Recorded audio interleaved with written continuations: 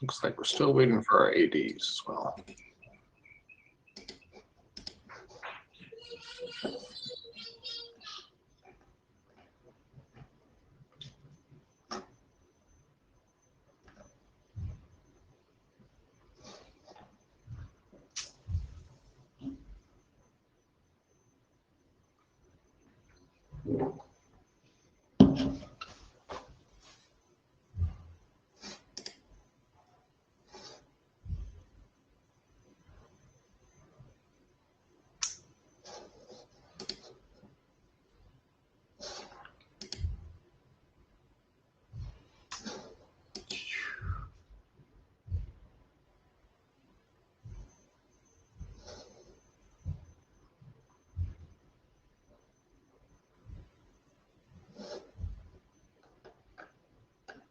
Are we still waiting for Martin? Is that what you're saying?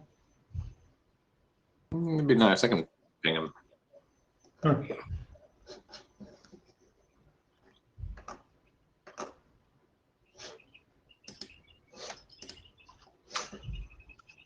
Why don't I start through the administrative via just while we have a moment and we're waiting for Martin. This is IPPM.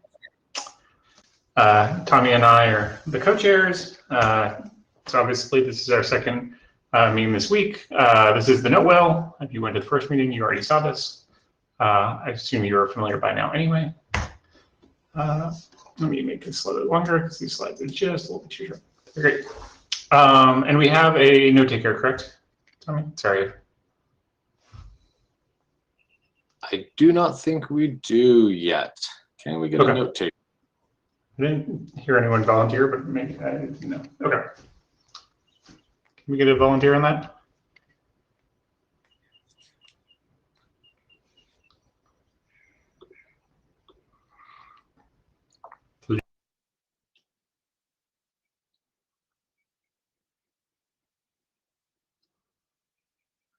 Oop.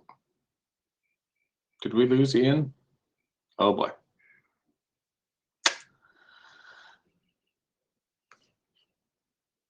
You quit because we didn't have a note taker.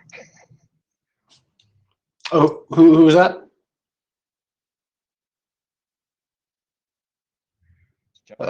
Al? You quit because we didn't have a note taker.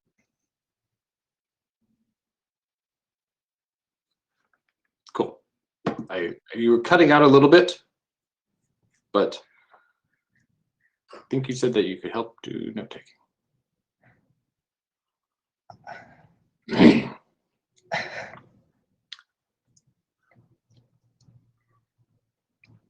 All right. So unfortunately, it looks like. Oh, yeah. Go ahead, Al. Yeah, I said Ian quit the meeting because we didn't have a note taker. Ah, Ian quit the meeting. Yes, exactly. It's rough.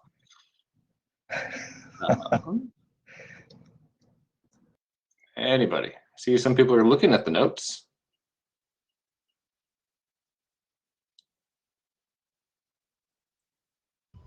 Oh, sorry about that. All right. I will go back to presenting slides. Okay, I can do the note taking. So we can go ahead. Okay. Well, thanks. You lead it. Okay. Yeah, this will move. Is that correct? Okay, now we're good. Here's our agenda for today. Although, as I mentioned before, we're going to start with Tal and some of the conversations we had earlier this week. About 15 minutes on that at the beginning. You see the rest. We have quite a number of slides, so I'd like to kind of get started. Are there any questions or comments on the agenda? All right. So we're going to revisit the IOAM direct export, and Tal will go for it. Thanks. Can you hear me? Can you see me? Yes, on both. Yep. Okay, so we're going to give a short update about these two drafts, the flag draft and the direct exporting draft. And we're going to start actually with the issue we discussed earlier this week, which is the open security issue. And this issue is related to both drafts. Next slide, please. So this is a brief description of the amplification threat. I won't go over all of it because we've already discussed it this week. So next, please. Okay, so just one point to emphasize is that the amplification threat is not only a security threat. It's actually also a performance issue, because if you're amplifying traffic, the data traffic is amplified by these either loopback messages or direct exported messages. Neither of these cases, it may affect performance in the network. So what we did in both drafts was, in addition to the conventional security consideration section, we also added a performance consideration section. And we discussed the implications of the potential of amplifying traffic. And also in each of the security consideration sections of each of these drafts, we discussed amplification attacks and also the other security issues. And we also suggested potential mitigation solutions. Next slide, please. So this is a very brief summary of how we addressed the amplification issue in the current drafts. So in both drafts, we first of all described the problem. We also recently added a description of the pathological use cases that Martin described earlier this week. But we're going to talk a few more words about that, and we actually intend to add more text to the drafts about that. So we'll talk about that in a second. Regarding mitigations, what we have so far, first of all, and we've been discussing this for quite a while now, we're assuming that IOM is going to be deployed in constrained administrative domains, and that's one of the most important issues, which kind of limits the scope of these attacks. We discussed earlier this week about the ability to do rate limiting, which is also one of the mitigation methods. Specifically for the loopback, one important thing is the ability to perform the loopback only for a subset of the traffic, and a few more words about that in the next slide. Another issue is that all the looped back messages are truncated. So we only send back the header, which includes the IOM data. We don't send back the entire packet. So it kind of reduces the effect of amplification. And also specifically in loopback, we're using only a single IOM data field. Okay, that's just one, instead of the conventional trace option, which may include a large number of data fields. Next slide, please. And this is related to what we discussed earlier this week. So thanks again, Martin, for raising these issues. And we certainly agree that we need to address them a bit more in the drafts. So what we suggest to do in both drafts, we're going to add more text which describes the threat here, describes the potential attacks. But in terms of mitigations, what we suggest to do is, first of all, and this was a bit discussed in Martin's presentation, what we want to do is define probability bounds. So that means that in the IOM encapsulating node, which forwards data traffic, what we want to do is apply these functions, either DEX or loopback. We want to apply that only to a small fraction of the traffic.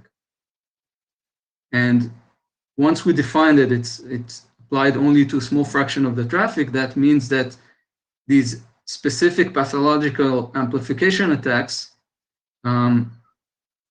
should be able to be reduced instead of amplified. So that's one thing. And the second thing that we also mentioned earlier this week was that we wanted specifically in this context to define stronger restrictions to the domain. And this is something that should be really emphasized in a draft in this context. Next slide, please. So what we're going to do in the next step, we're going to update these two drafts specifically relating to the issue we just discussed. And once we do that, we'll go back to the working group and make sure that we've done the job right this time. And in general, any comments related to amplification attacks would be welcome at this point. If people have specific text suggestions, if people have any further thoughts that we haven't discussed so far, we'd be happy to hear. And also, it's important for us to understand whether what I just described in the last 2 minutes, does that make sense in terms of how to address the amplification attack? Because if people feel that what we've described makes sense, then we're going to go ahead and apply that to the drafts.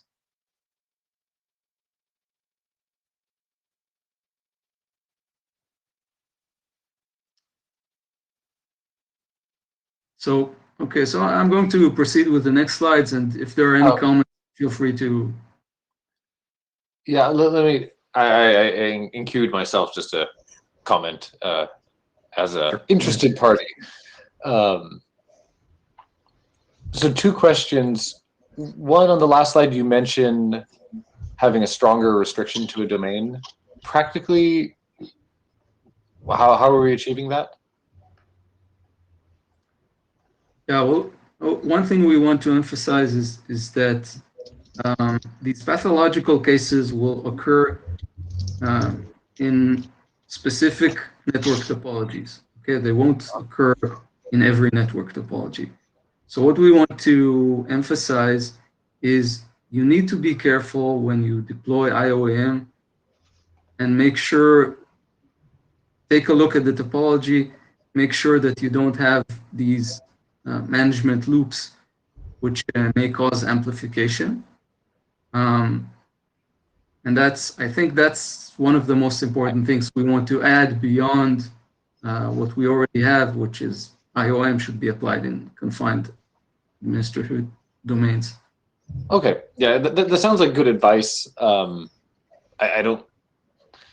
think we should say that. I don't know if it is a complete mitigation because people may be ignorant of the exact details of their deployment sometimes, and like, The other question I had, last time at the end of the session, we were bringing up the fact that things like IPFix do their exporting either on a time-based or at the end of flows rather than kind of immediately.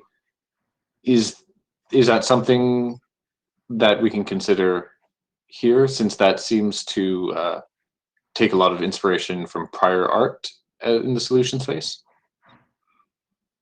Yeah, so I think in IOM in general, there's the concept of sampling, where you don't apply IOM to all the traffic, but only to a subset.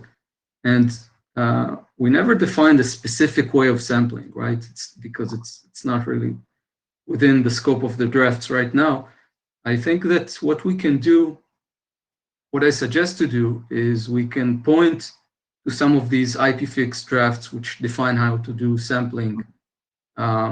There's at least one RFC that was issued by the IPFix working group that defines how to do flow selection. And there's also a couple of RFCs from the PSAMP working group that also define how to do sampling. And, time-based was just one of the possible ways to do it. There was also one of N packets or M of N packets, and there's half-based samplings, all these different things. And I think what I suggest to do is to basically point to these other RFCs as a possible way to do it. Having a reference there would be good. I would also challenge us to think, like, there's a difference between sampling and when you do an export. Because sampling is about what data are you choosing to collect, and then there's a question of when do you actually perform the export right on that sampled data. and I think some of the things that Martin was pointing to earlier are really about when are we actually doing the export, and even without touching what data we're sampling, if we can just batch or delay the exporting process, that would mitigate some of the amplification attacks. That's all. Thank you. Yeah, one thing to emphasize here is that in direct exporting, it's very important that as you do the exporting, you want all the nodes to export the data for the same packet. You want basically synchronized data. So we have to make sure that the exporting is deterministic, so that if the first node exports data, we want the second and third and so on to export data for the same packet, so that we don't get exported data from different packets from each of the IOM nodes. Martin? Yeah, thanks for the quick follow-up to the previous presentation. I think we're a little fortunate that we had this break in the agenda right where we did.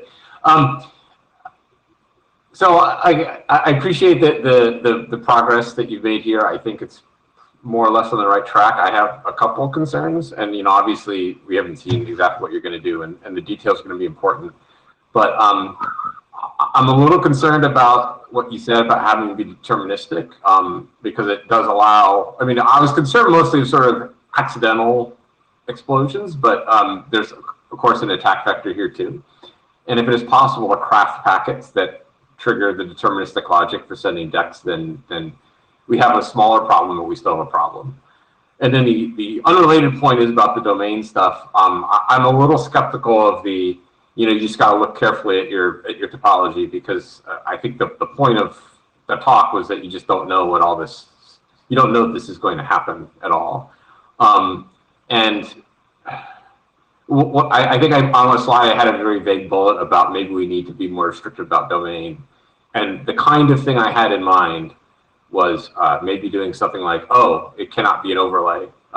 You have to actually have the underlying physical equipment. Or alternatively, the target for DEX has to be, the path to the storage target for your DEX packets has to be, over equipment you control rather than out to the cloud.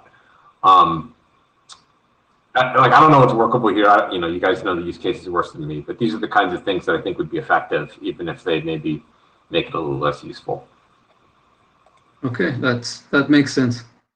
Yep. Miriam? Yeah, I think I want just to add to Tommy and Martin. So regarding sampling, I think what you've been talking about is like how often you request direct export, right? But this is also directly related to like every node that does the right direct export also needs to kind of restrict how often they do it. They have to kind of rate limit how often they can do it. If you kind of request direct export, if the requester puts direct export on every packet, a node that does the direct export should not do it for every packet.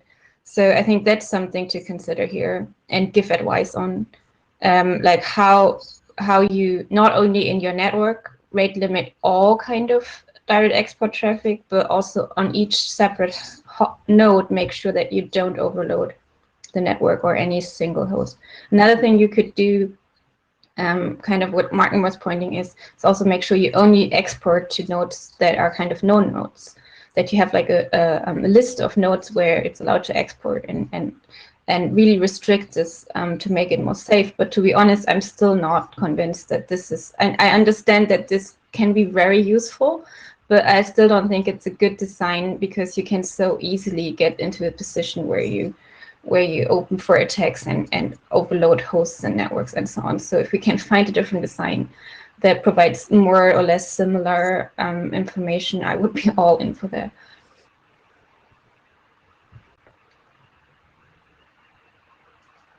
Okay. Thanks. All right. Sounds I good. Should we think, move on? yeah, I think we're going to update the two drafts based on the comments we heard so far, both from Martin and Miria, and hopefully we're reaching there gradually. Okay. Yeah. And I tried to take down all of these comments in the notes, so please do refer to those as you're revising. Sure, yeah. Okay. All right, well, thanks. Thanks for the fast turnaround on the slides too. Oh,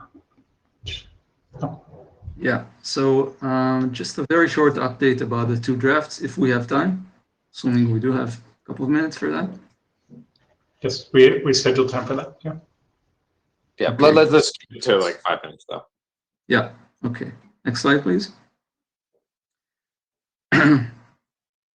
So the flag draft, the only open issue here is related to security, which we just talked about.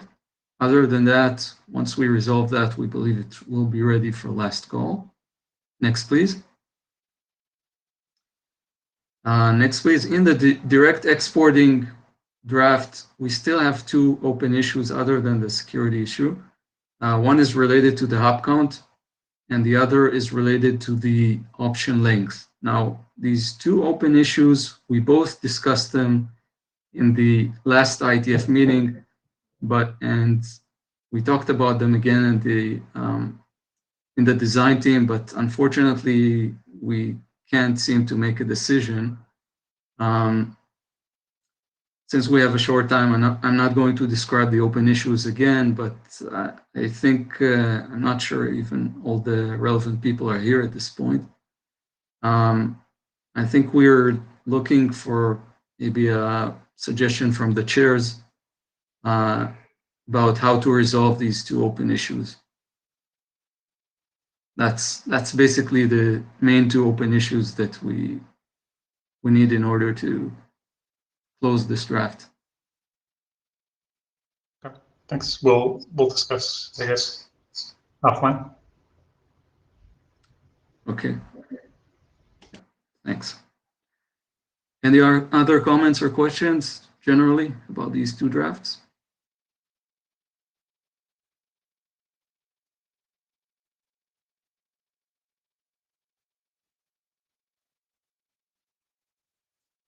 Okay, thank you. Thank you. Al, you are up next. Thanks, Ian. I'm starting out here hoping everyone can hear me. We can hear you. And can you see the slides, or do you just need to go kind of by feel? No, I can see the slides. We're on the first one. Okay. We're giving a presentation several iterations down the road here. You can see the last one was 02, now we're at 07.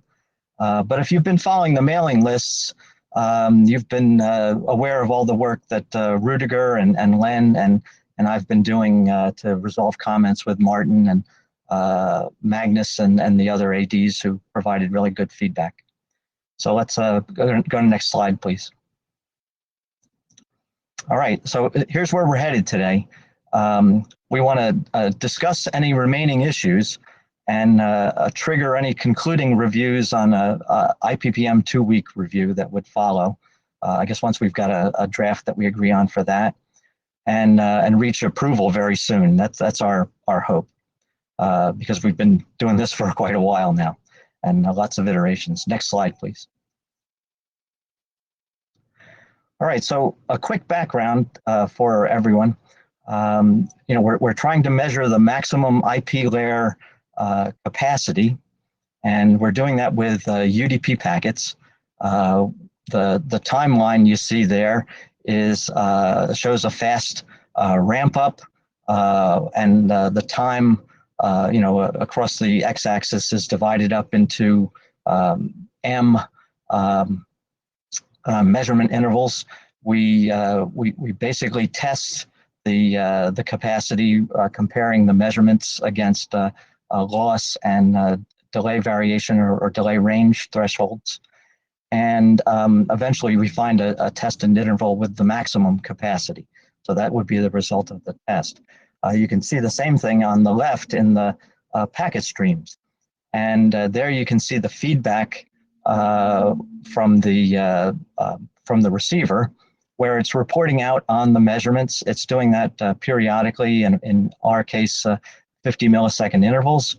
And after the load packets have been proceeding from sender to receiver, then that periodically there's a status message sent back with the measurements. And you can see right smack in the middle there's a load adjustment where the packet spacing and the actual sent rate goes quite a bit lower for a while. So that's the kind of thing that happens in this feedback loop. And it's a diagnostic test. It's a load adjustment algorithm as part of that diagnostic test, and we intend it for no more than that. This is how it would work during a sunny day, and you can see the various intervals here. The sub interval includes many trial intervals with the many feedback messages, and a full test interval includes many sub intervals. All right, next slide. So our status is, we got lots of comments, as I mentioned. We have a new applicability subsection right mixed in with the scope and purpose.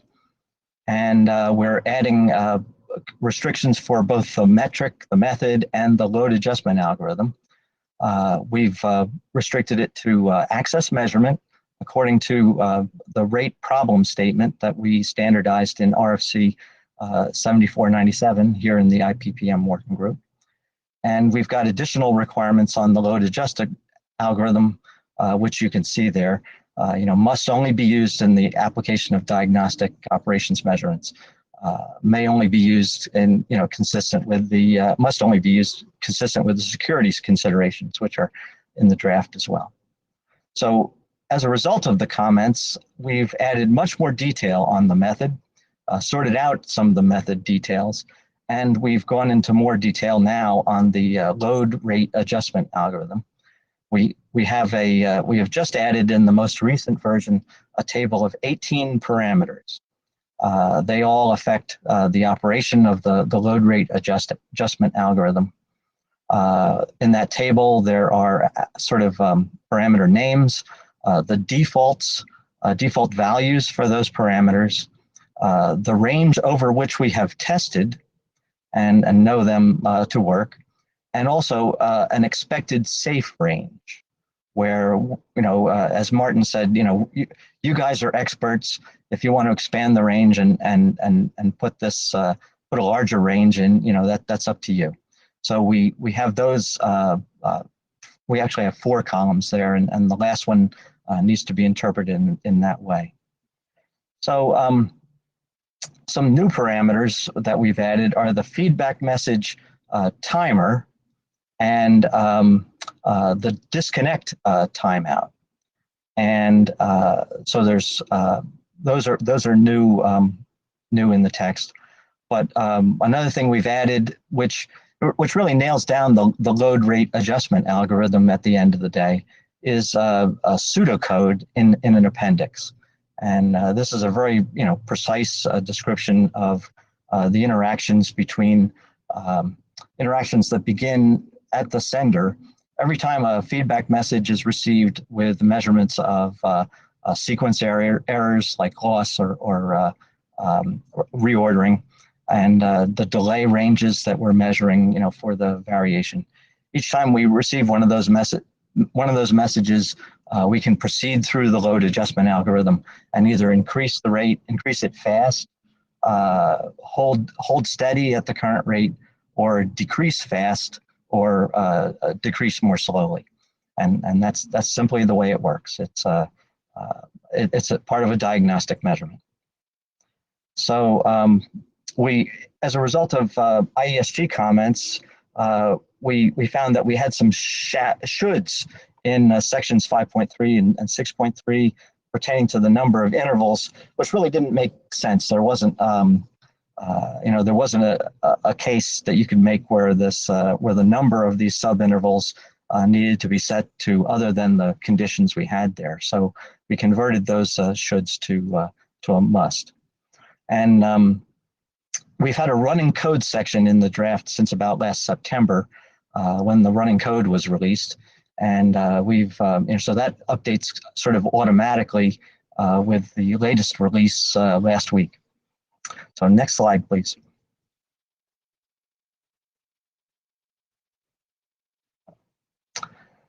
Good. Okay. So we've got some key parameters here. I'm going to repeat the header of the table every time it makes sense. So you can read that for reference. So now I talked about the feedback interval. So that default value is 50 milliseconds. The tested range or values, obviously we've used 50 milliseconds, but we've also used 20 or 100. We felt that the expected safe range would be as low as 5 milliseconds or as high as 250 milliseconds, but the larger values may slow the rate of advancing the sender's rate and basically the slope of the sender's rate, and that on very high rate access that may cause you not to achieve the highest rate in the allotted test duration. So you have to be careful with that interplay there. And then we've got the 2 timeouts, which we've currently got. We're proposing default values of 500 milliseconds for the timeout on not receiving feedback messages, and another one of 1 second on not receiving, failing to receive the load packet messages. And I've got these last 2 illustrated. So if we go over to the next slide, Ian. So this is a case where for whatever reason, the load packets, the load PDUs get dropped somewhere in the middle of the connection. The operation of the timeout is explained on the right-hand side here. This is a measurement at the receiver. It's a single point measurement, and it's really an inter-packet time measurement. The load packet timeout shall be reset to the configured value each time a load packet is received. If we stop receiving them, then the timer is running down, and if the timer expires, the receiver ports shall be closed and no further feedback sent. So that's what you see illustrated here. On the next slide, we see the opposite case. Yeah, there we go. So now the channel in the reverse direction is failing, and the feedback messages are getting dropped, and we have another timer there with a similar construction. And when we lose enough of those, the sender will stop the test, and you see that by the cessation of the load packets. And these can work kind of in a circular fashion, where when one side stops, the other side eventually gets that information and stops as well. It's a little bit more crude described this way than it might be. Another opportunity here would be to, for example, if the feedback messages don't arrive, obviously we don't make any changes to the we normally don't make any changes to the sending load rate, but we could actually begin to reduce the rate when we expected to find a load feedback message at 50 millisecond intervals, let's say, and we didn't see it. So we would continue to reduce the rate, and then from the sender, and then finally terminate the test according to the timeout. This is an idea that Len came up with. And it's a kind of a side process to the load adjustment algorithm, where you would be acting on the lack of feedback instead of the input of feedback messages. So that's that's an aside. Right now we've got these simple timeouts, and I think it might make sense to pause here a little bit for comment.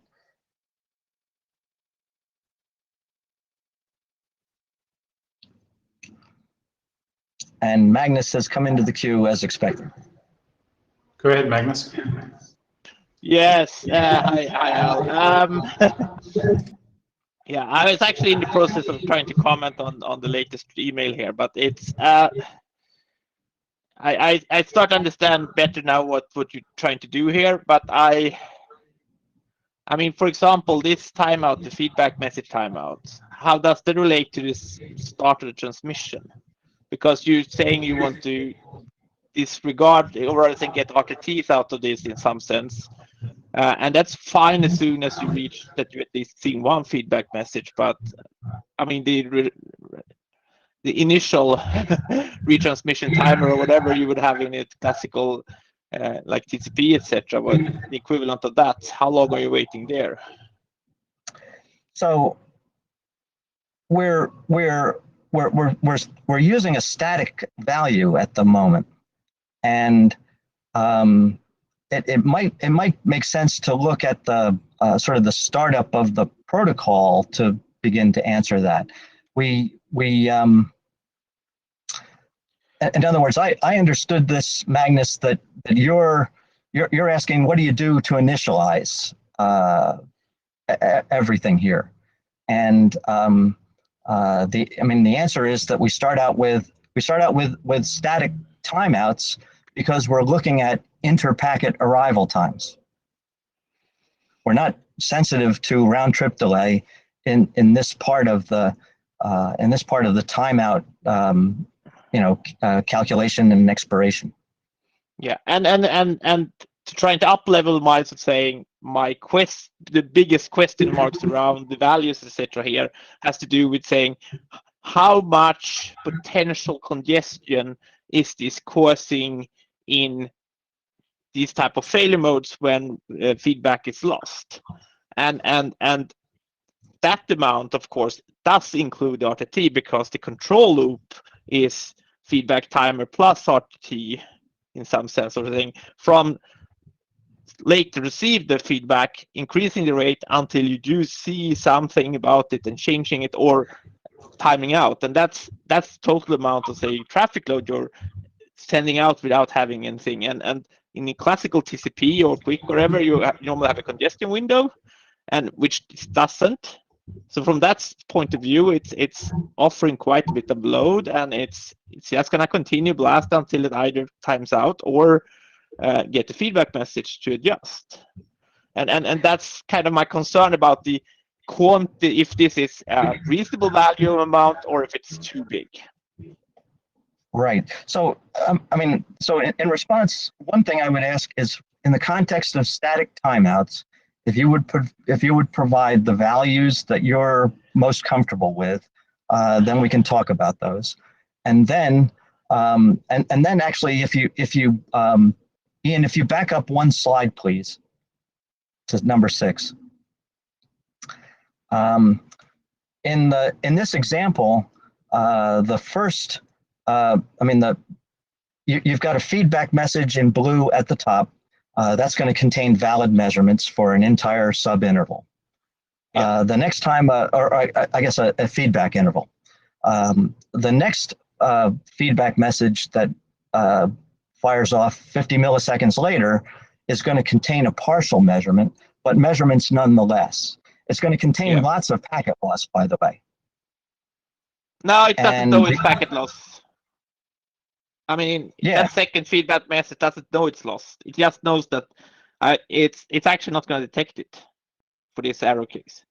It's just going to report it received, what is it, 9 packets, and that's what it received, because 10th, 11th, and maybe 12th that it might have seen, it doesn't know that it should have seen it unless it's actually react, because it's not the sequence number gap, it's potentially delay, but I mean that it can't really react to. My understanding. Well, so then let me continue, and what happens in the next feedback message is that you get essentially an empty message 50 milliseconds later. It says I haven't received any packets, so I'm not able to measure anything. And there's clearly a problem between the sender and the receiver. Yeah. Although it doesn't happen maybe right away based on loss, like I said, it does happen 50 milliseconds later, where you get a status message back that contains no measurements. And what we're what we're talking about as a possibility there is that message could be used to reduce the sending rate. It could be used to take advantage of some other things. But what we're looking to do is to kind of differentiate a high level method from the way the protocol performs. And Yes. that's been our goal all along, and I think it's reasonable because that's the way we've always written methods and metrics here in IETF, IPPM. Yes, and I'm not so Al. I think that is the. I mean, I think that's where the saying, where is the boundary to describe something in a way that's, I mean, either as requirement saying, okay, what do you need to measure this correctly? What are the aspects of that? But here you're getting into a load algorithm that describes something, and it's gonna cause its behavior. The load algorithm's behavior is, of course, being question of how much it impact these things, and that's where I think it might not have received sufficiently amount of review here. I mean, I know that you tested, implemented, etc. But as we're realizing, we continue discussing it. There's a lot of assumptions there for that load algorithm and how it behaves. And so I'm trying to understand where is the right, from my perspective, where is the right thing to draw the line in the sand, saying, okay, this is what is specified here now, and what do you have to consider and deal with in a protocol application of this particular thing. So right. Well, and of course, as we said, but I'll say this just once to remind the group, our level of metric and method, quote, interoperability is the ability to produce equivalent results. And you probably don't need all the details in the load adjustment algorithm nailed down for one specific algorithm, as long as two algorithms produce the same maximum value for that technology. Yeah. So, but from my perspective, the additional aspect of this, which you get into, is that is this, so to say, in quotes, safe to use? Yes, it's intended to measure it, but at the same time, it shouldn't totally bring down. I mean, it is trying to find it, and that's part of the challenge here, I think, in the measurements, trying to say, okay, we need to find the load threshold where we build in Q sufficiently that we think that, okay, this is actually true capacity. So you need to go to that level, but you shouldn't go way overboard, and that's right, and that's what the load algorithm does. I mean, there's plenty of standards that could be used right now, OWAMP and TWAMP. OWAMP in particular, that could drive the network into congestion if you chose the right sending rate, and it doesn't do anything until the test ends. But that's an IETF a standard track protocol. Yeah, and I'm saying for we're doing a lot more than that, and it feels like we're getting done for it. So we really are out to protect the network, but we're also trying to measure maximum capacity, as I said in our goal, in a very short duration. Yeah. So, but yes. However, I think this has to do. I mean, from my perspective, I have no problem doing this in where it's really intended. I think it has a lot to do with the scope clauses, and then it's the description that's actually clear enough, which is the other aspect of this. So I think the fundamental of this is to bring down the scope clearly enough that this is not intended to be more than a few cooperating administrative domains, really. Somewhere where you can complain about if it's happening and it's leaking or whatever, something goes wrong. It's not cross-internet. And I from my perspective would like that to be more explicit, and that's what I asked for. and if you look into the reference I cited, if you look into the reference I cited, that's exactly what we've got. It only goes as far as a transit gateway. Yes, but All it's not right, saying that in the so- specification. But let's move on with some other maybe opinions about this. But yeah. Yeah, let's go through the queue. Ignacio?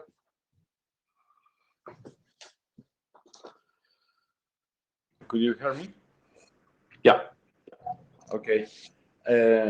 Just to add, I already write on the chat, but there exist actual methods, services like speedtest.com that takes 1 minute to measure your bandwidth or available bandwidth.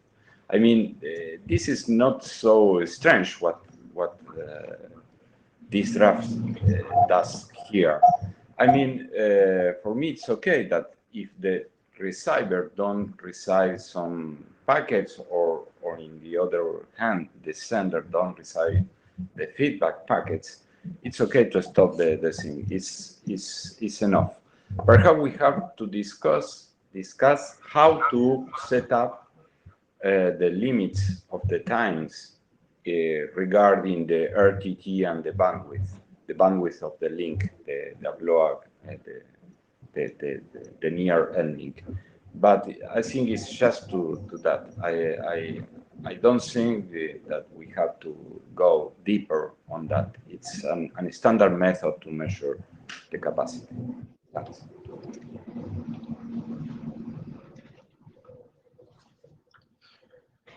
Yeah, there's a lot of worse things out there. That's for sure. We don't need existence proof of that. Thank you, Ignacio. Absolutely. Yeah, so I put myself in queue. I just want to respond to Magnus a bit. I don't think I share the same concern around this. I think having this definition of a measurement that is specifically trying to get the capacity. I don't think what we want to do here is, we're not trying to reinvent a fully fledged transport protocol like quicker TCP that needs to do all of the things. Like, we're trying to figure out what the capacity of the network is, and it has this particular use. And I think that very much is in the kind of bread and butter of what we do with metrics and methods here. So I do think that the changes that have been made in the document are appropriate, but we really need to move this forward. So kind of as a point, a question for the ADs, because, Martin, you're responsible for this. Now that we're changing over, is Zahid going to be taking over the review part of this that Magnus was doing? Like, how are we moving this forward? Because I think we need to unblock this. So yeah, thanks for the segue. Right. I think, yes, Magnus is no longer an AD. I think he is, a participant. He has objections to the draft, and we're going to go through the more working last call process. I think once that is, and that's for the chairs to adjudicate, and when you declare consensus on the document as is, I will take it back. And unfortunately, because of expired terms and expired AISG reviews, we're going to have to reballot it. So because we have 9 out of 10 and four votes dropped away. So it's going to go back on the ballot, and we'll see what happens there. So that's the process view. I would invite Zahid to come up here and share his thoughts about if he has deep concerns about the document. It might be good to address that now instead of waiting for his ballot.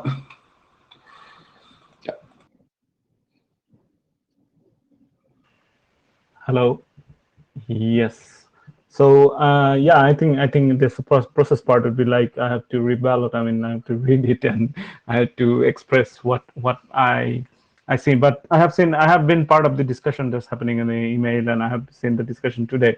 And it seems like, there are some valid concerns put up by Magnus, which has been addressed so far.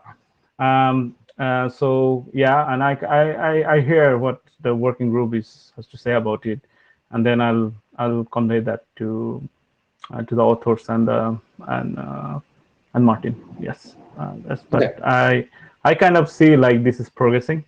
I don't see like this is like need to be. The only concern I had, like there are a lot of changes on the draft right now. I mean that the working has to go through, Yes. and that is basically happening right now. So yeah, that's fine. Okay, thank you. All right, Greg, and then Magnus, and then we'll move on.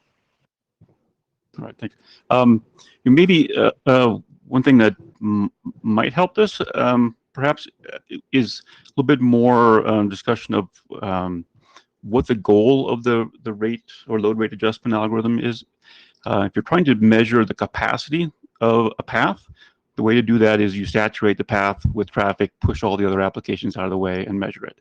If the goal is to be friendly to other users of the link, of the path, then you have to take into account all of the things like coexistence with the other congestion controls that are running, because there is no such thing as the capacity of the path if it's in use by other applications. You make capacity by pushing other users down in their sending rate. And that's a piece I think, for me, I'm not understanding about the goal of this algorithm. Is it to be friendly and compete just like other congestion controllers in some, TCP friendly way?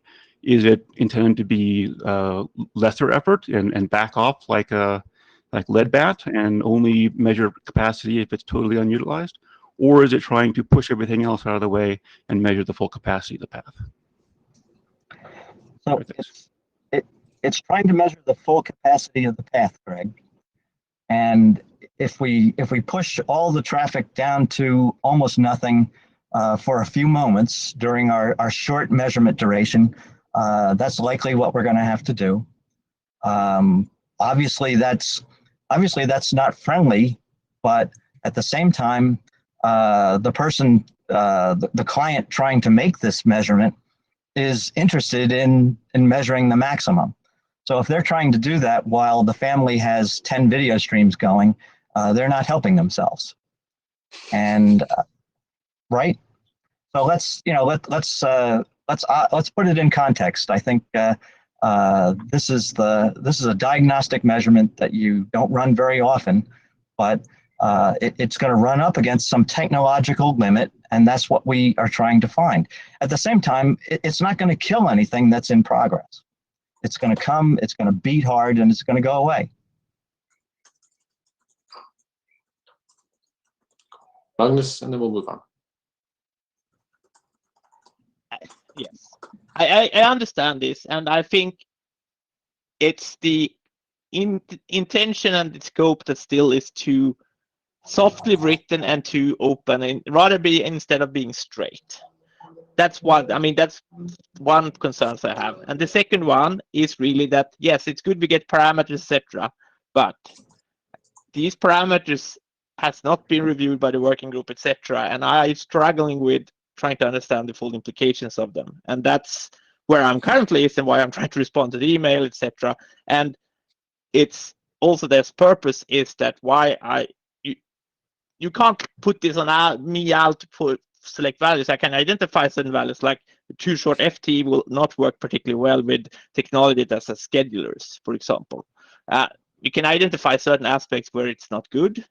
So, and we get stuck on maybe some other things, but yeah, so let's continue maybe discuss a bit more on the email, but I really, really would like that the rest of the working group actually takes a serious look on what these values is, if they're sensible and what they mean, and if you understand what it means, because I'm not certain that all of these definitions in place yet. So that's so. Yes, I mean, so we definitely need to take this through another working group last call to understand, that we're comfortable with all the changes. But I think let's do that as part of the normal process, and then once we're comfortable, we'll move it along again.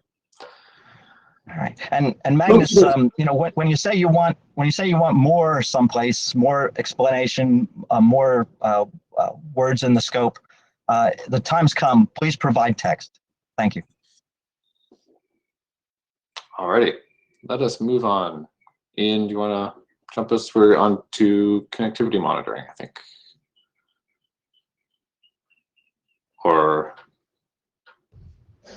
Yeah, Al, let's skip our interlude if that's okay. Yeah, just to mention here that we're looking for feedback on security features for the actual test protocol, and Yeah. and that's plenty. This is running code, so we'd be happy if you ran it. We'd be happy if you provided feedback on it. Thanks very much. Yeah, we'll take that to the list. But that's very, very helpful. People, please look at the slides. Okie dokie.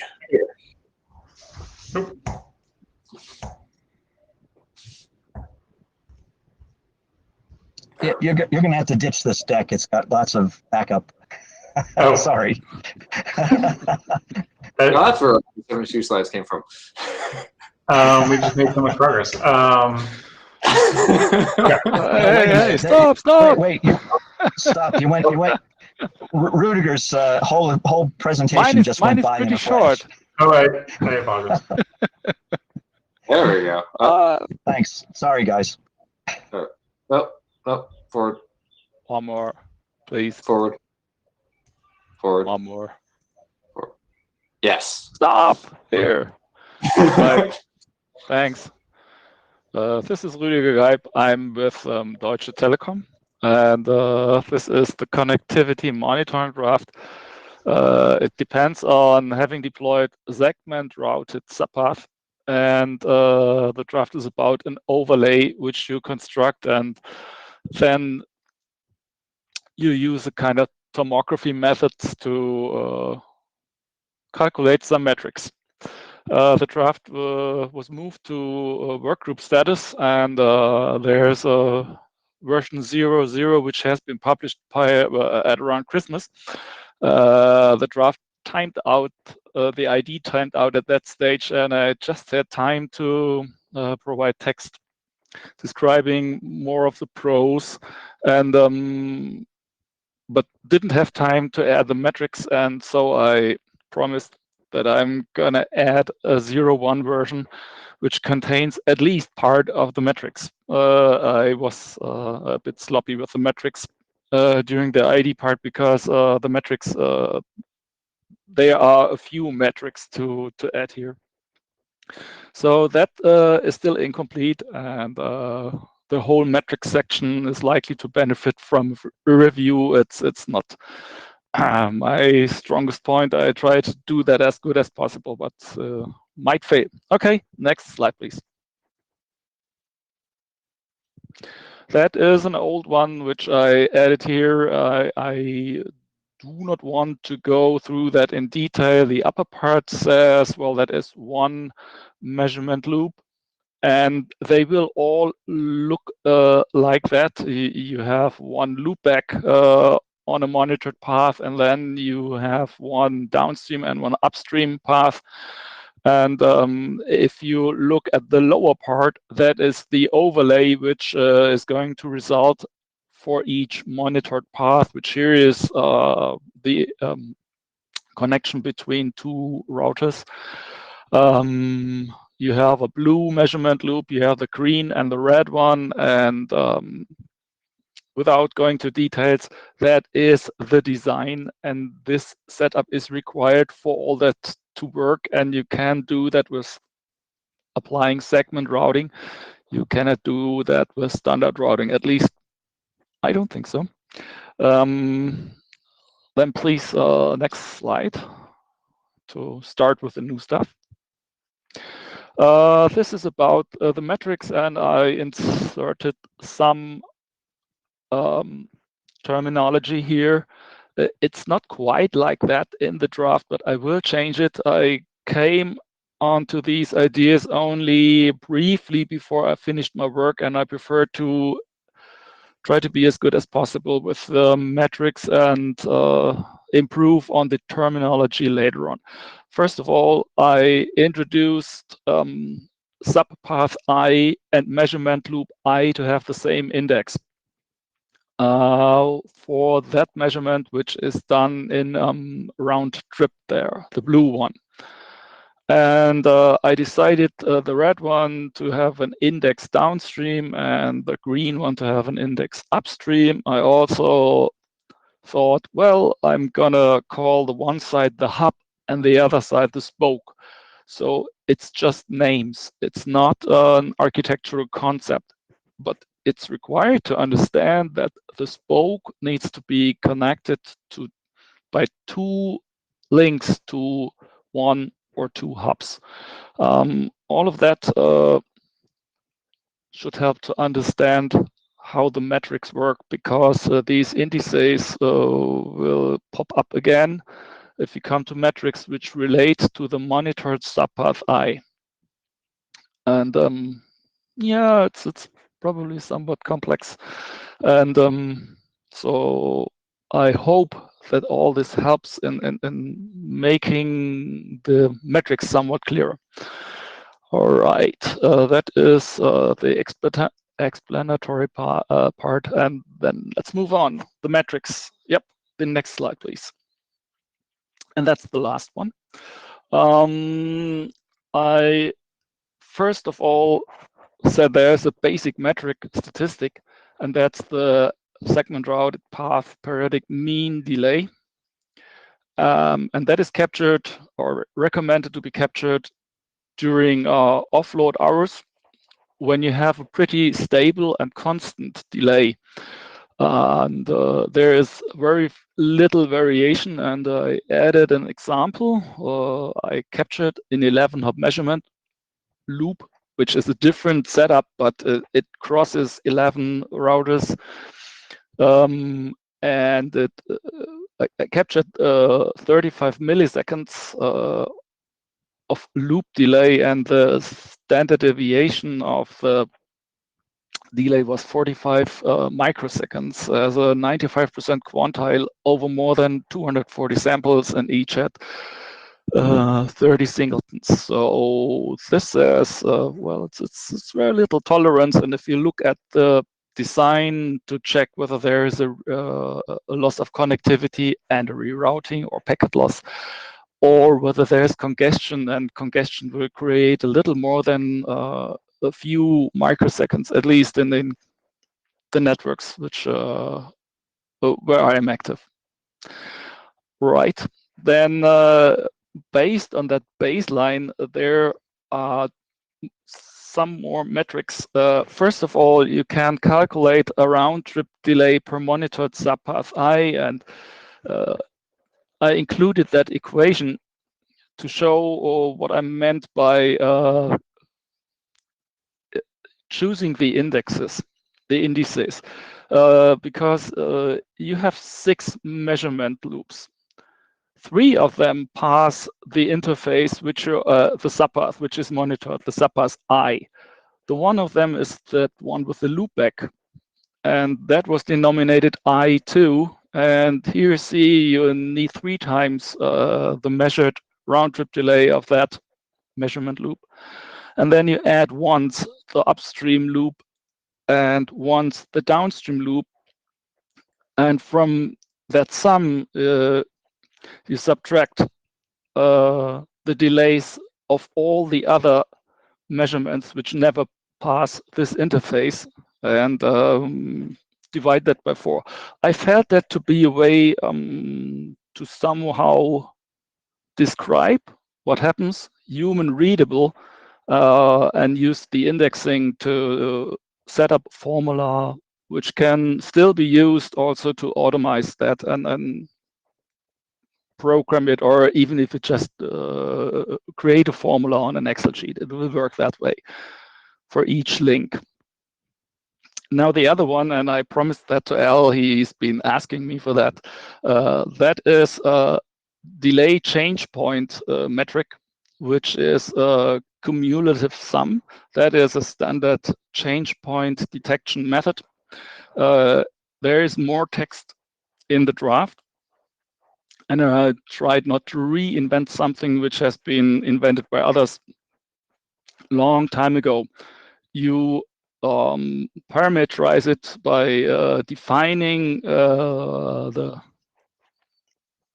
cumulative sum of an instance t as the bigger value of 0 or the prior value of your cumulative sum plus the actual singleton xt, And from that, you subtract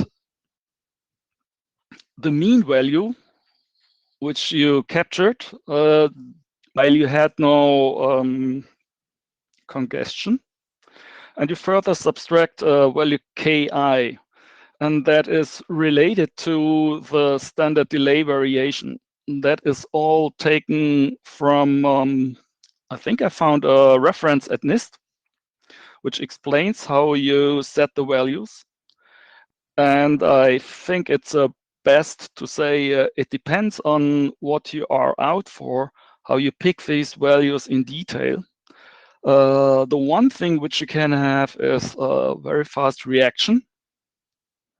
You can optimize it to that, and then you chose quite a small value for ki. And the other thing is you could try to avoid false alerts, and then you chose a somewhat bigger value of ki. And well, that is it for this presentation. The section about the metrics isn't completed so far. It contains something to read still. And I will continue to add information to that and also explain how to use the change point detection to create the other metrics, which are the loss of connectivity and the congestion and the interface where the congestion occurs. It's just about creating text which is correct in a mathematical sense and readable for humans. Are there any questions? Looks like Jay, go for it. Ignacio.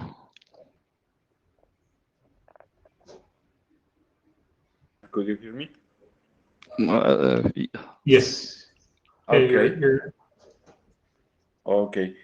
No, just to ask, why do you use the average of the time and not to use the median? In the case that you presented, okay, there are very few standard deviation. This is the case of the backbone where you are already very heavy utilization normally, but sometimes when you got a narrow, not a narrow, in peripheral networks, you could have large variation of the utilization of the links, and there the average could be some bias. This is perhaps you can also include the median in your computation. Thanks.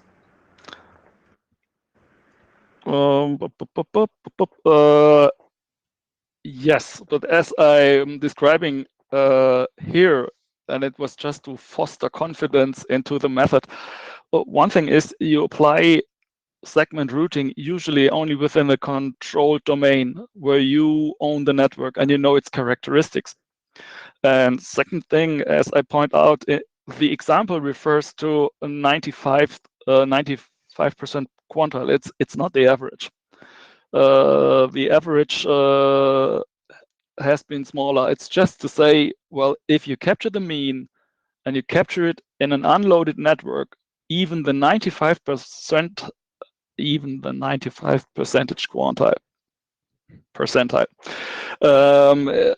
offers you a very low standard deviation in delay. So if you run to bad luck and you capture a bad interval, then it's no worse than that. If you run consecutive measurements, as I mentioned, 240 samples, and you wait for 3 or 4 samples, as you proposed, then you will likely see even lower numbers here.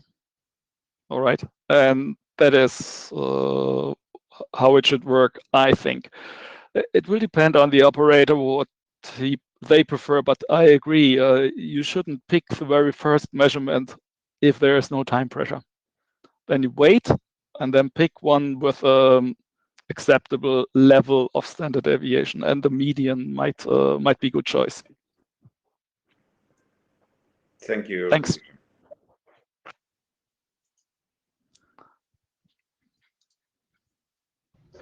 Thank you. All right, thanks. Thanks. Why don't we keep moving? Muro, you are up. Yes, I am. Can you hear me? You were very quiet a moment ago. Can you hear me? It's super quiet. I don't know if it's picking up from your headphones or from your computer. Maybe ditch the headphones.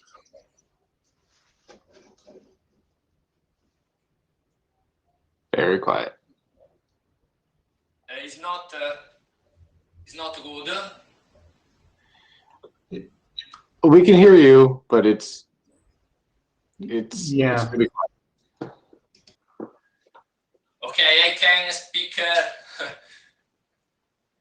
I can start, I think. Okay? Yeah. And I guess for people, there's an audio slider at the bottom of Meet Echo, so you can turn up the volume on your end. So feel free to do that, people. Okay, go ahead, Nora. Okay, next slide. We can start. Okay, explicit flow measurement employ very few marking bit inside the header of each packet for loss and delay measurement. It's a protocol-independent technique. The metrics described in this draft are about round-trip time, RTT, and about packet loss. Round-trip packet loss and one-way packet loss. Next slide. Okay, there are some implementation of this technique. Some companies are interested in. Telecom Italia with an implementation in Android mobile phones, Ericsson, Orange Akamai, and then also Huawei starts to develop something. Next slide.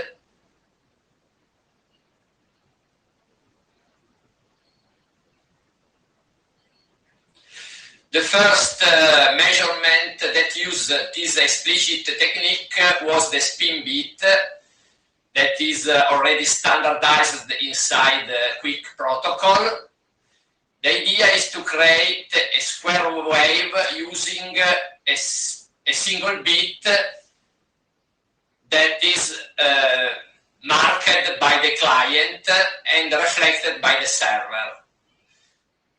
This single bit creates a square wave, and the length of the square wave is the round trip time. So in the middle, a server can measure the round trip time between client and server. Next slide. Spin bit had some limitation because the packet loss can cause wrong estimates of RTT if the edges are lost. The reordering of packet can create false periods, very short false periods. And there can be also some holes in the traffic when there is an application delay. So if the traffic in one direction is stopped because the application is waiting sometimes, there is a delay in the reflection. So there is an application delay added to the network delay. The great changes that we made in this new draft version is the introduction of a change in the delay bit. The delay bit is a second bit added to the spin bit to improve and to have better measurements. In this case, we define a new delay bit version that is independent from spin bit. So we can have spin bit measurement and delay bit measurement, or in alternative, only spin bit measurement or only delay bit measurement. The delay bit was a single market packet instead of a square wave. So one market packet is not involved in out of sequence, so there isn't fast period. The application delay became deterministic because this one market packet is not reflected if there is more than 1 millisecond of application delay. And the edge packet loss cause not wrong estimate, but only measurement loss. Next slide. The new delay bit, the idea was to have a single market packet, the delay bit sample, generated by the client that bounces between client and server using the production traffic as a transport level. When the client doesn't detect the delay bit sample for more than a specific time, Tmax, the delay bit sample is declared lost. So the client regenerates the delay bit sample. So in this case, we can have a measurement that is more precise, but the drawback is that we can't have measurement in case of loss of this sample. The client and the server, in addition, don't reflect the delay bit sample if the reflection time is more than 1 millisecond, the application delay threshold. So, in this case, we have a more precise measurement because the error is the error due to application delay is 1 millisecond at maximum with one reflection and 2 milliseconds at maximum if we have 2 reflections. The observer is very simple. It knows the Tmax length, and every 2 consecutive delay bit sample, it calculates RTT. The valid RTT is valid if the RTT is less than Tmax. In fact, we use 90% of Tmax in order to have some tolerance. So this is the new delay bit algorithm. Next slide. Okay, there is this value that is to be determined, the Tmax, the delay bit sample expiration time. So this is the time that the client waits before to regenerate a delay sample or to declare the delay sample lost, that is the same thing. We define a priori Tmax in our experimentation that also in the hackathon we made, and this Tmax a priori was 1000 milliseconds, 1 second. If the client didn't catch a delay bit sample every 1000 milliseconds, it regenerates the delay sample. Another possibility is to calculate the Tmax using a measured RTT. The idea is to measure one time the RTT and then use this RTT to calculate a probabilistic Tmax that is greater than the maximum RTT. So in our experimentation, we proposed this formula using a measured RTT. The formula is 2 per the measured RTT plus 100 milliseconds. But this is only experimentation that will work quite well. The measured RTT can be calculated using the 3 packets threshold at the start of the session, or can be measured using the Tmax, a very big Tmax, like 1 second Tmax the first time, or using the spin bit if present. Next slide. So, with a one direction observer, the measurement was very precise because the error was at maximum 2 milliseconds if you use 1 millisecond as application delay threshold. Next slide. If we use a two-direction server, we can divide the measurement between right RTT and left RTT. In this case, the error was only 1 millisecond because there is only one reflection for each measurement. Next slide. Using intra-domain RTT, we have two right or two left RTT measurement to measure the RTT between two observers inside the network. In this case, there are two reflections, one for each RTT that we calculate. So the maximum error is 2 milliseconds due to the application delay, because if the application delay is more, the sample is discarded by the server or by the client. So we haven't the measurement. Next slide. In this table, we summarize the pros and the cons of spin bit and delay bit. If possible, if we use both bits, we have two independent measurements. The spin bit that is always calculated, but can have some errors in case of impairment, like out of sequence of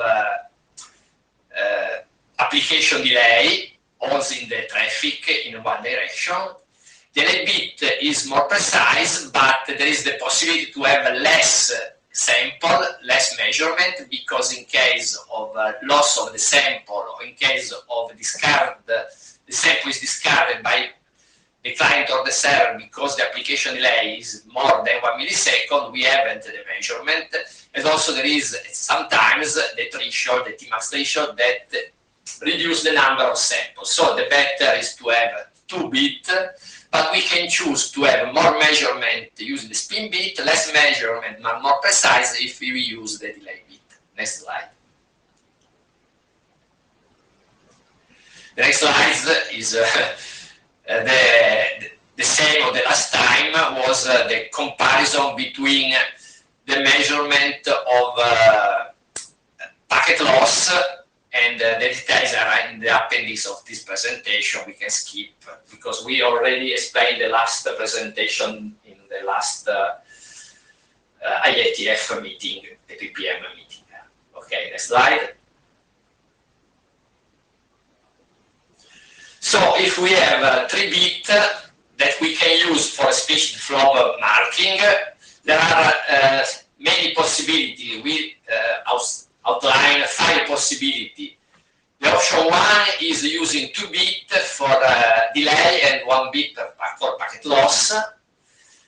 And if we use 1 bit for delay and 2 bit for packet loss, we can have 4 possibilities, choosing spin bit for delay or delay bit for delay, only 1 bit in this case, and 2 bit for packet loss, using the qubit and bit or the qubit and reflection bit that we explained in the previous meeting. Next slide.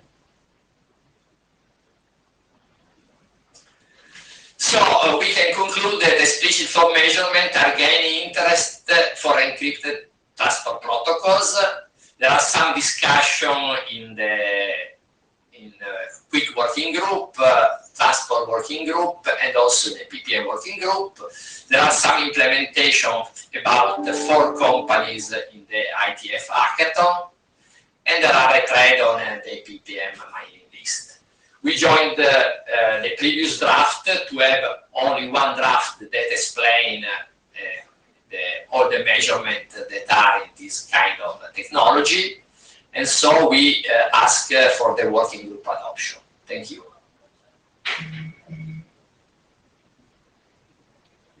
Thanks. Are there any questions? We have not much time, but.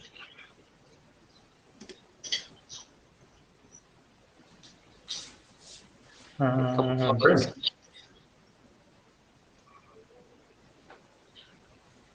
Hi.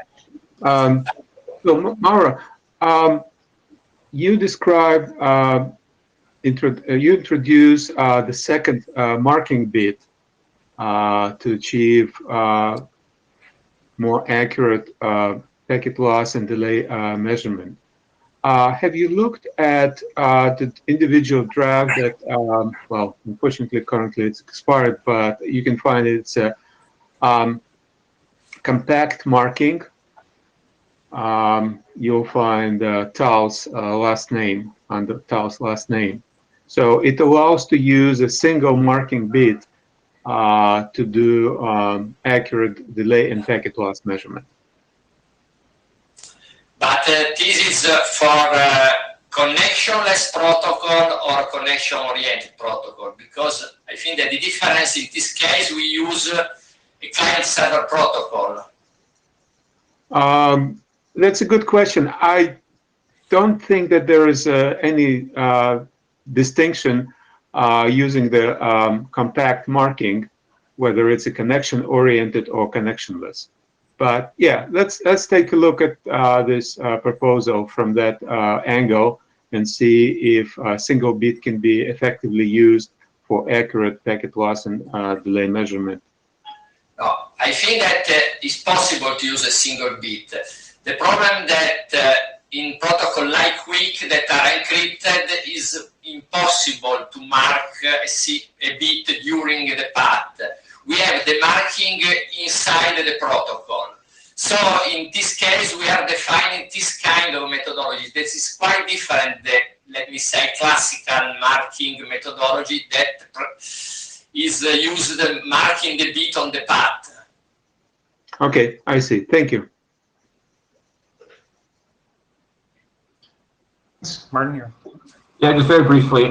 So this seems like pretty solid technical work, and as an individual, I'm fairly interested in these kinds of things making their way into protocols. But as a matter of adoption, I'm a little concerned that this is not really on the radar of QUIC much or any other transport protocol, and as a thing with a very rich set of potential adoption candidates we have, I'm a little concerned this doesn't have a very clear path to deployment.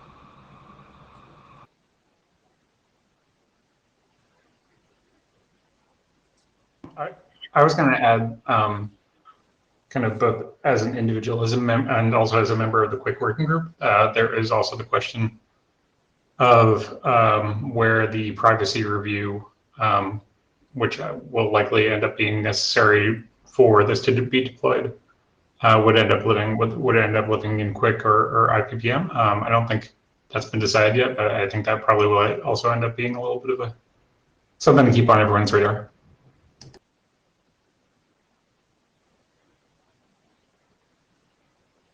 Yeah, that makes sense.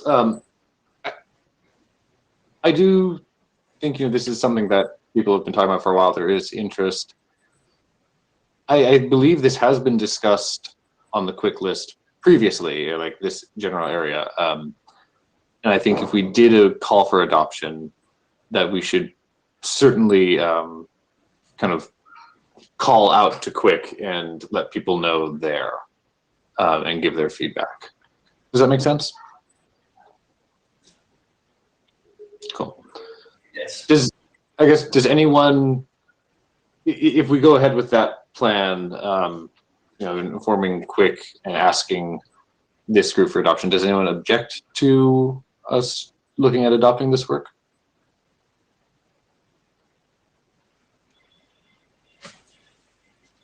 Okie dokie. So I think we'll, pardon?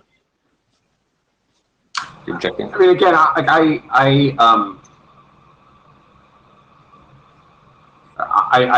have to think a little bit about exactly what precise conditions I would place on this to not object. But and I also have to think about whether I'm objecting this, what hat I'm wearing as I'm making this objection. But I mean, just like some energy, at least as an experiment in one of these protocol working groups, whether it be QUIC or a different one, would be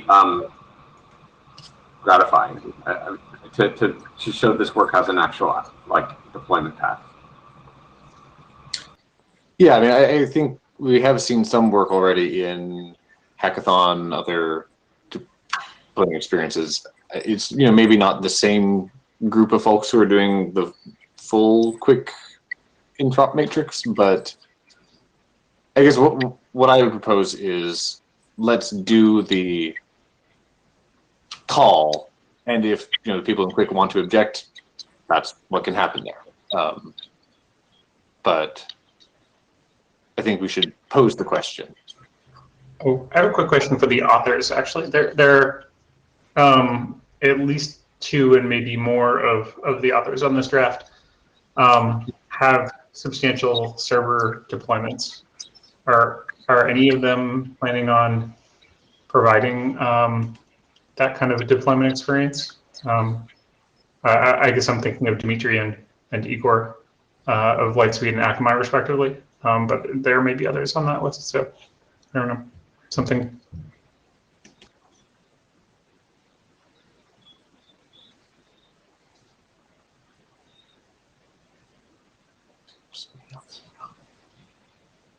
Maybe that's a question we can bring up on what. Gloria is in queue.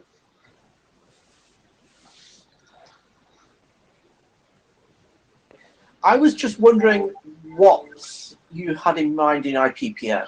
Was it to define a method or a protocol? I mean, because we have both around in transport, we have TFRC, which has no protocol particularly, but it is a method, and then we plant it into a protocol to use it. Is that what we're thinking about here? Or is it something that's a protocol instantiation of this? My impression is that it is a method of defining, if you have these many bits, here's how you can use them. But it would not be explicitly defining Quick adopting it. And I think that does bring up the question of, is someone going to adopt the method? But at the very least, having this work done here would allow future versions of Quick, versions of other protocols to reference this and use the mechanism without having to do the measurement methodology from scratch. So I could imagine this being in GRE, for instance. So there might be other places, and I'm quite interested in that idea, if other people think that's good, of just defining a good method and writing some sort of document about it, and then when we understand it, think about how to make it work in a protocol. Is kind of the direction that Tommy and I were going in, and that is the direction we also passed out the Quick chairs who were in some ways happy to see this progress and become more mature before we tried to slap it onto a protocol. Sorry, I shouldn't, that was probably a pejorative. I apologize. But by giving it more time in the lab as well as with experiments, then by the time we do apply it to a real protocol, we'll hopefully have a better idea of the pros and cons of various approaches. Okay, I think that's good. And we as the chairs will kind of figure out the next steps, and we'll actually make some action on this in the near future. Thank you, Mark. Okay, thank you. Okay. Next we have Greg. Okay, then I have another. Yep. Great, thank you. Would you project or? Ian is driving this slide. Can you, are these the wrong slides? Yeah, we want hybrid two-step. Oh, Yeah. did I? Yeah, let's go for I it. thought I had them. Oh, okay. Thank you. Yeah. Mm-hmm. Great. Thank you. Okay. So yeah, let's go to the next slide. Okay. So update since our discussion at the IETF 109. The hybrid two-step has now new IAM trace option type request for IANA allocation. We added a mechanism to do authentication in follow-up packets and clarified their protocol operation intermediate node on the reception of the follow-up packet. So using the defined authentication updated security considerations, and integrating HTS with the IAM, updated the IANA registries. Let's go to the next slide.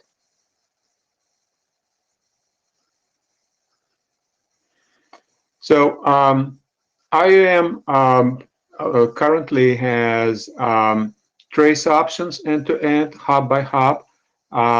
In addition to that, it defined their direct export mode for collecting telemetry information. Hybrid two-step can be used as one of their methods to collect and transport IAM information. So the IAM packet is acting as a trigger packet, and then their collection and transport of their IAM data is done using the hybrid two-step protocol. So for that, we are proposing to add allocate option type for hybrid two-step in the IAM option type registry. Next. Authentication. So the authentication uses the TLV format, and it has one of the TLV type values allocated by IANA, then followed by type of HMAC and the length of their TLV.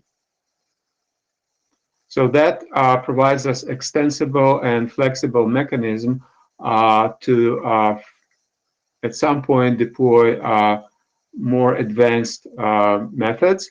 But currently what's being defined is used SHA 256, which is truncated to 16 octets. And in order to protect from replay attack, the text that's used is concatenation of the sequence number in follow-up packet with the data collected. So what that allows is that each node that exports information using the hybrid two-step method can protect its IAM data independently of other nodes.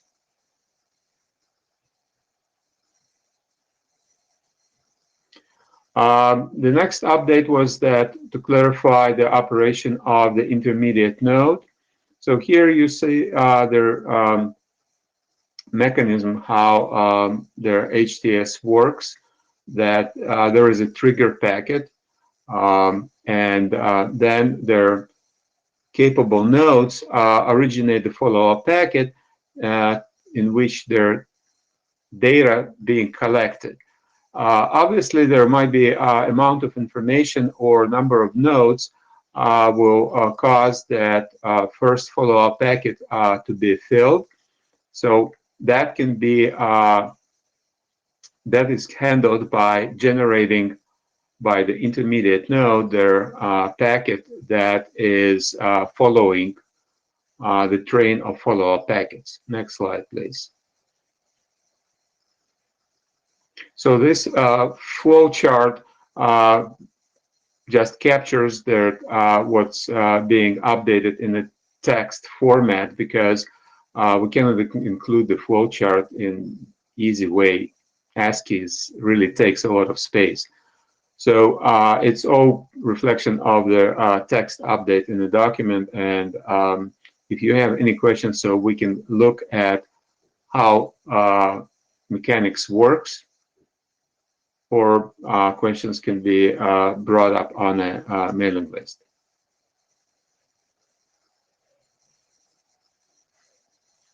Okay, next slide.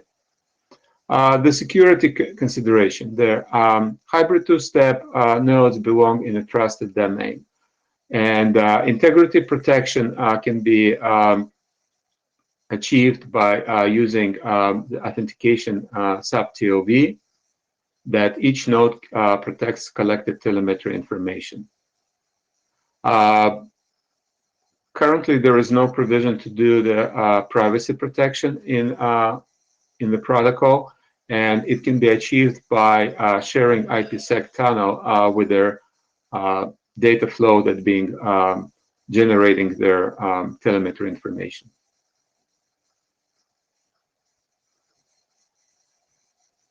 Next slide, please. So updated the IANA consideration section to allocate IAM option type, create their TLV registry, and allocate their necessary information for their authentication sub-TLV.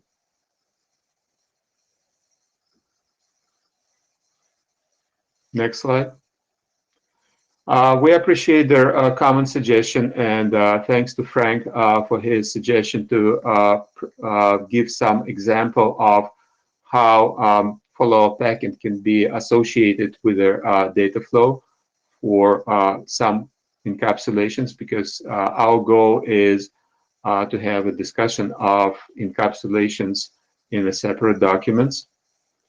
We believe that the document is mature and would like a working group consider adoption of this work.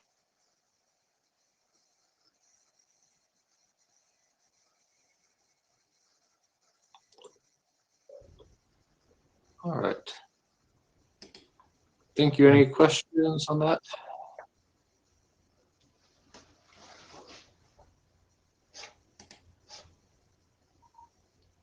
Okay. I don't see anyone stepping up. Thank you, Greg. Actually, I'm up for the next presentation. Yeah, so just time check here. We don't have all that long left. And clearly you're not going to get to all of our lightning talks. All of the things that we have left in the agenda, the one item that may impact kind of other group discussions is the one around the SRPM discussion that kind of keeps coming back and we have not resolved. I don't know what people would think about maybe just trying to make sure we touch on that briefly, just so that we can try to close that out. I can squeeze my next presentation to like probably 5-7 minutes, and then we'll leave time for SRPM discussion. Okay, how about we give you, how about the next two ones, let's just give very, very short, if you can be under 5 minutes. Okay, I'll try to. Just introduce it, do lightning talk style, and then we'll go from there.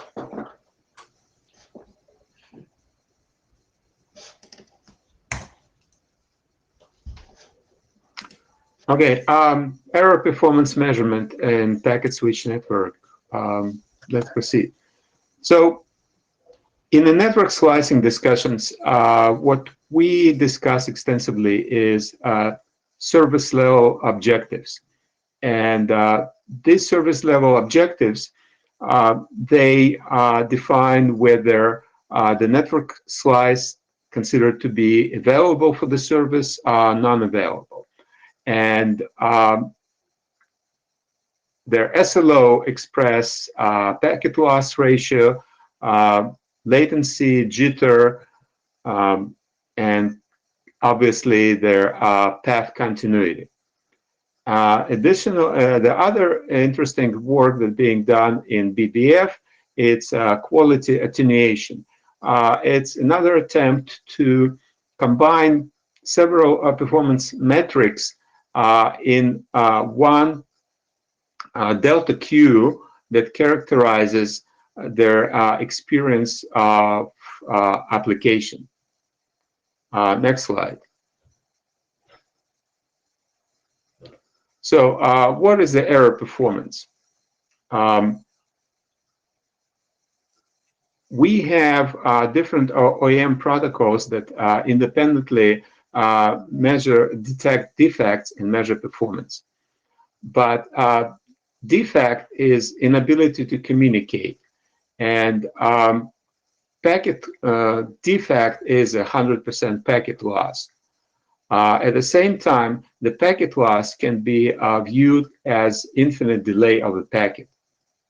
So the error performance is quantitative characterization of the network condition between the endpoints, whether it's packet loss or packet delay. Next slide. From their constant bit rate, or for example, TDM technology, we know that there is a work on error performance measurement based on guaranteed presence of the data. But that's not the case in statistical multiplexing packet switch networks, because we don't have an expectations, a guarantee that the signal will arrive at a certain interval in a certain time. So for that, we need to use active OEM test packets, specifically constructed test packets that being periodically transmitted, and this rate is well known to the remote endpoint of the measurement session. Next slide.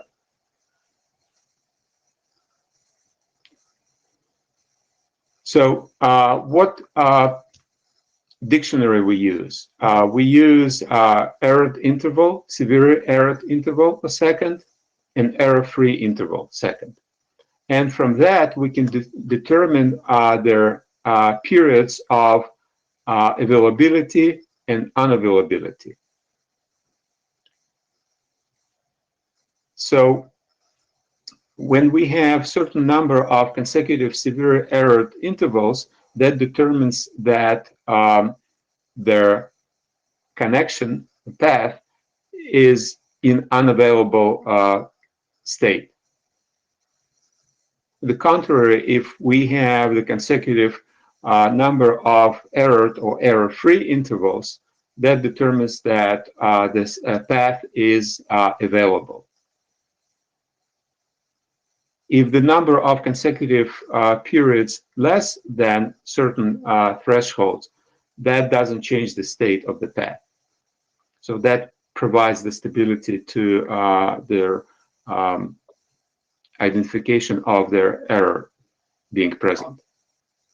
All right, we are hit our timer. That's Sorry. okay.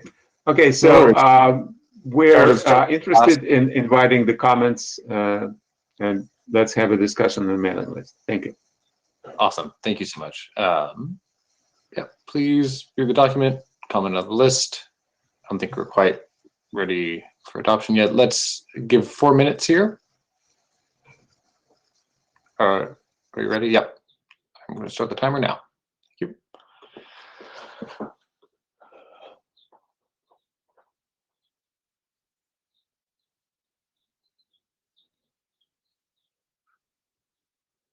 I can't hear anything.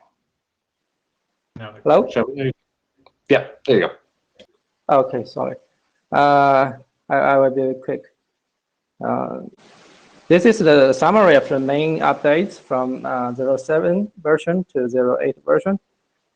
First one is that we analyzed the use cases for purchase based on netconf-en, IGP, and echo request reply.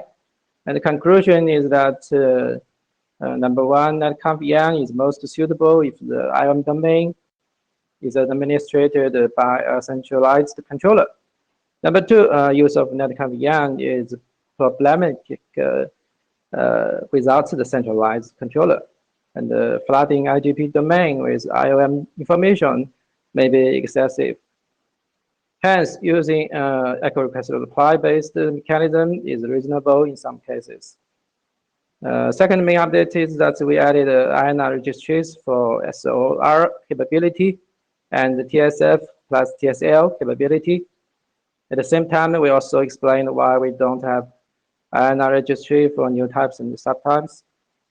Third update is that we improved the security consideration section. Next slide, please. Analysis show netconf EM has its limitations when it's used in an IAM domain where no centralized controller exists. Firstly, each IAM encapsulating node needs to implement the netconf client. Each IAM transitor node and IAM decapsulating node needs to implement the netconf server. Complexity can be an issue. Especially note that either the IAM encapsulating node or the decapsulating node can be a host. Secondly, each IAM encapsulating node needs to establish a netconf connection with each IAM transit node and the decapsulating node.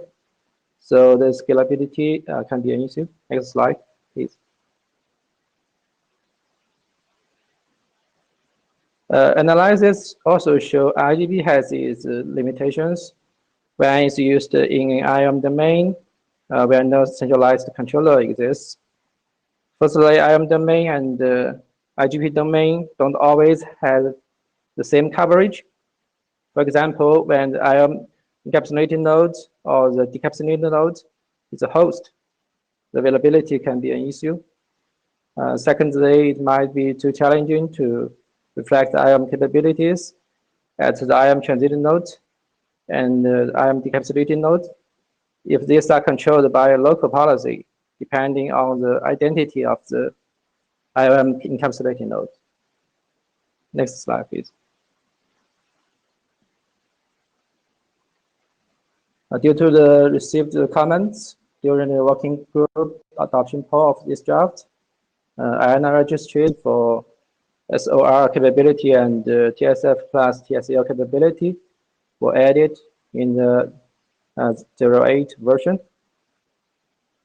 Okay, next slide, please. We also improved the security considerations to address the received comments. Several methods are suggested for the implementer and operator to use. The first one is the authentication of echo request reply that includes the IAM capability TLV. Second one is a means of filtering based on the source address of the echo request reply. So we are out of time. There we go, right then. Thank you. If anyone has questions, please take it to the list. Oh, Jane, do you have something quick?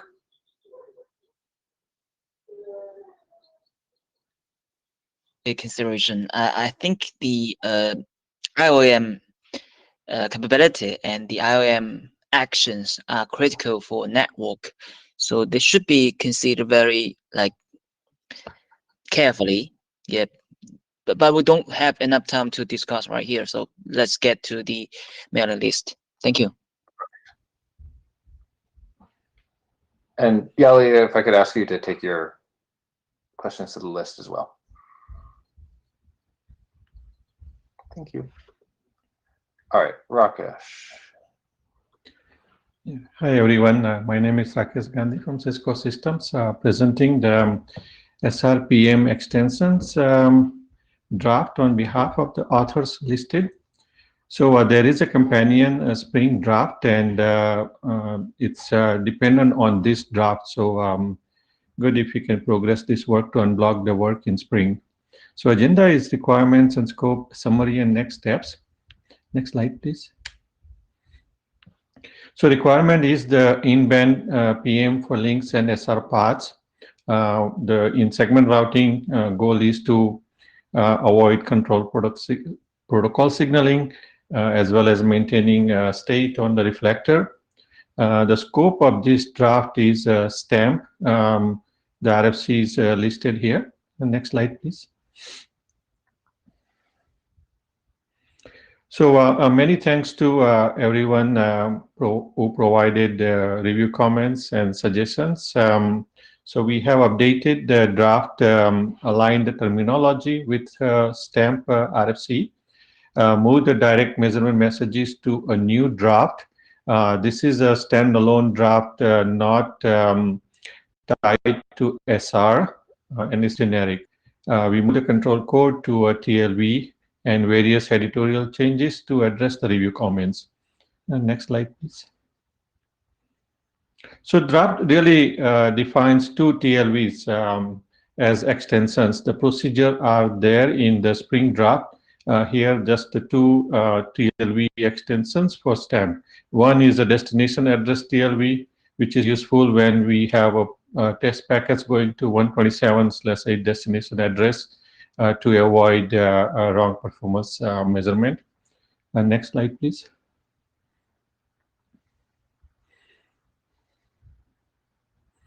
And the second TLV that's defined is the written part TLV. It has a structure with sub TLVs, and we can look at the next slide for some of them.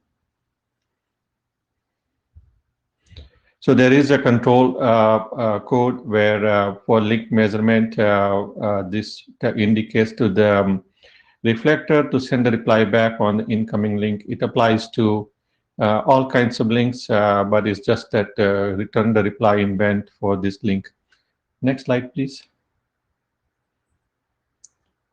There is a return address as well. So instead of sending the reply back to the session sender source address, session sender could specify a different source address, gives a bit of a flexibility for the test packets.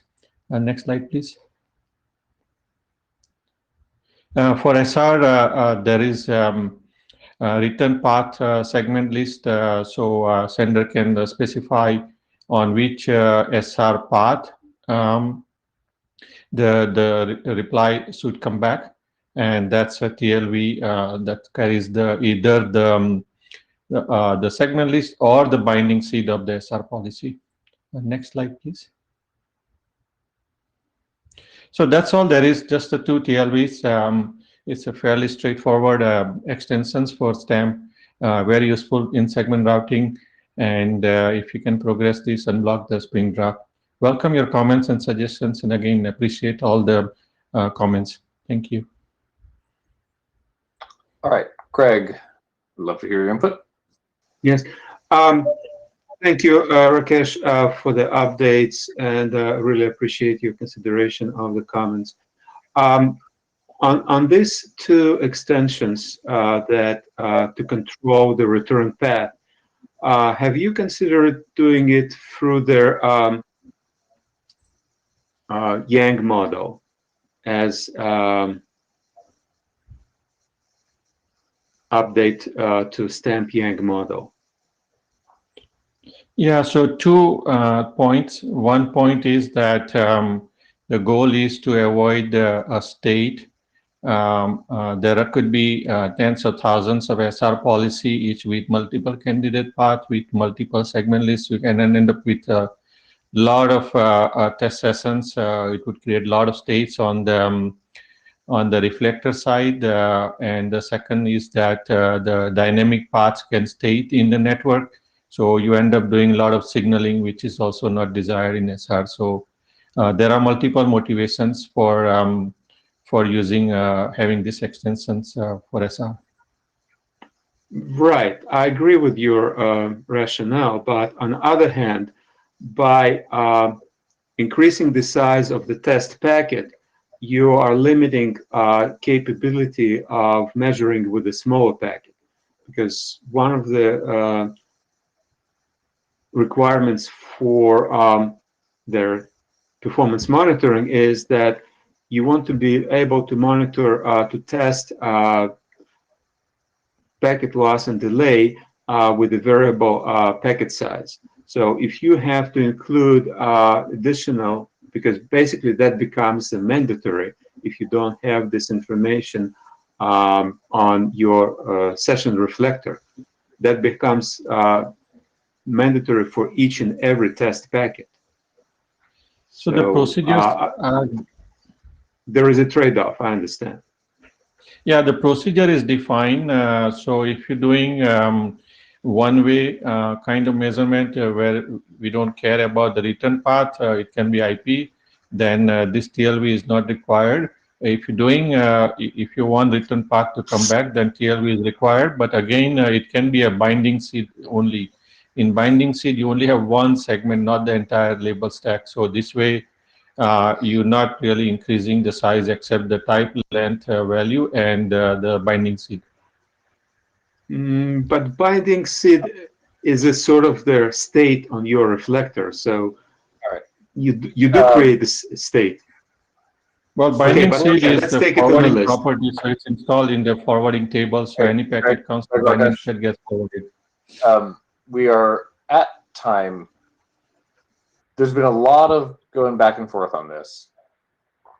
I'd kind of like to hear, does anyone else who has been following this and read this, does anyone else want to speak up about what they think is the right path forward here? If we should use this or there should be a different direction?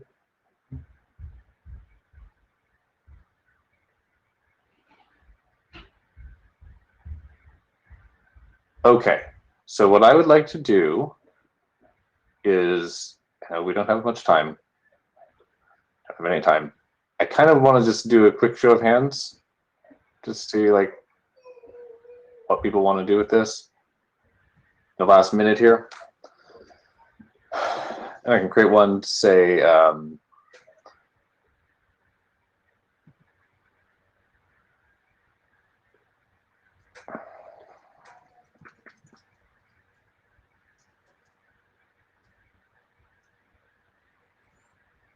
used for working on the stamped SRPM document as presented here. So you should now see a, in the show of hands tool, the little bar graph up at the top. You can raise your hand if you think that we should work on this as the group, and you can say do not raise your hand if you think we should not be working on this as a group. We've not had a great time getting a lot of input on the list on this. It does impact another working group. So hopefully, while you're here and sitting in front of us, please, please, please give your opinion.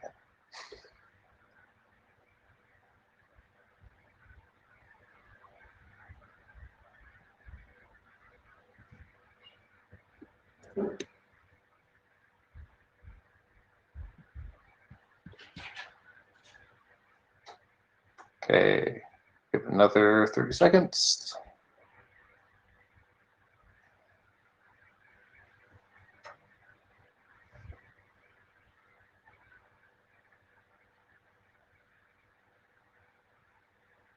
All right, so we have 9 people who are in favor of working on this, 5 people who aren't. Not a terrible amount of engagement, but at the same time, it seems like the majority of the people who do have an opinion on this do want to see something done. So we will take that into account and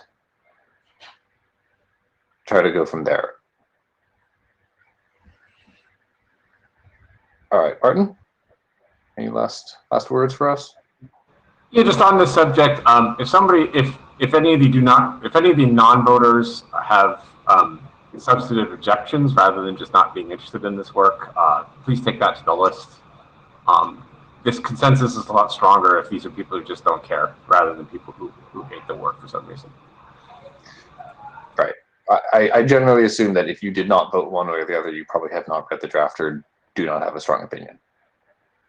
All right. Thank you, everyone.